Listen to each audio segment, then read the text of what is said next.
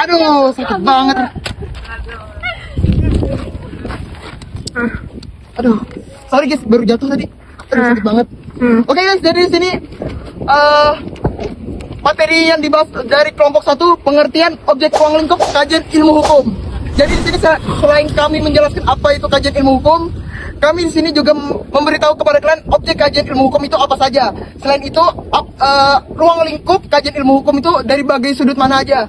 Dan ya di sini kami juga ada menjelaskan beberapa ruang lingkupnya seperti filsafat hukum, sosiologi hukum, serta perbandingan hukumnya. Sekian dari aku Damar, and see you next video.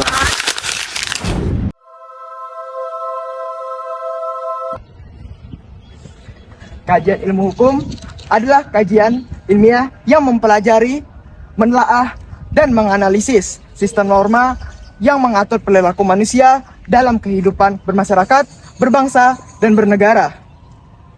Dengan kata lain, kajian ilmu hukum bukan hanya mempelajari isi peraturan perundang-undangan, tetapi juga mencari makna, asas, dan tujuan hukum agar dapat diterapkan secara adil dan bermanfaat. Menurut beberapa ahli seperti Sugikno Martokusumo, ilmu hukum adalah ilmu yang mempelajari hukum positif dan berusaha menafsirkan serta menyesuaikannya dalam kebutuhan masyarakat. Sedangkan menurut Surjono Sukanto, ilmu hukum adalah ilmu yang mempelajari hukum dalam konteks sosial, yaitu bagaimana hukum bekerja dalam masyarakat. Dan menurut Van Apeldoorn, ilmu hukum adalah ilmu normatif yang menelaah isi dan hubungan antara norma hukum yang berlaku. Yang kedua, ada objek kajian ilmu hukum. Objek kajian ilmu hukum terdiri dari dua jenis. Yang pertama ada objek formal, cara atau sudut pandang ilmu hukum dalam menelaah sesuatu. Ilmu hukum memandang hukum sebagai norma das solen, bukan fakta semata.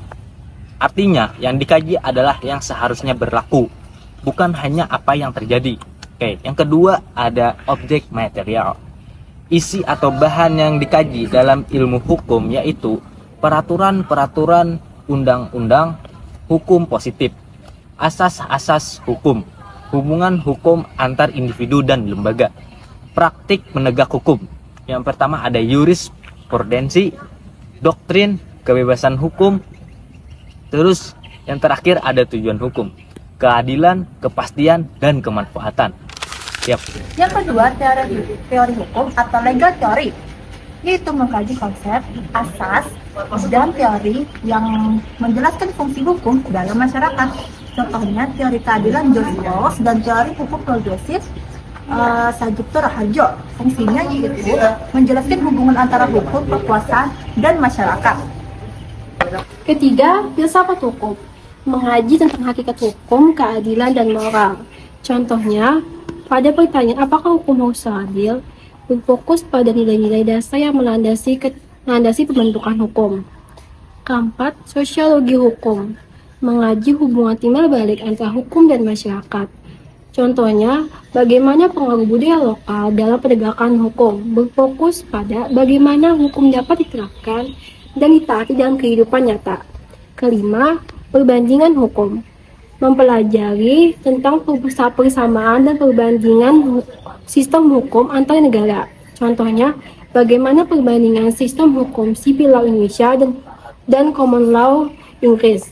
Berfokus membandingkan sistem hukum untuk memahami perbedaan dan persamaannya.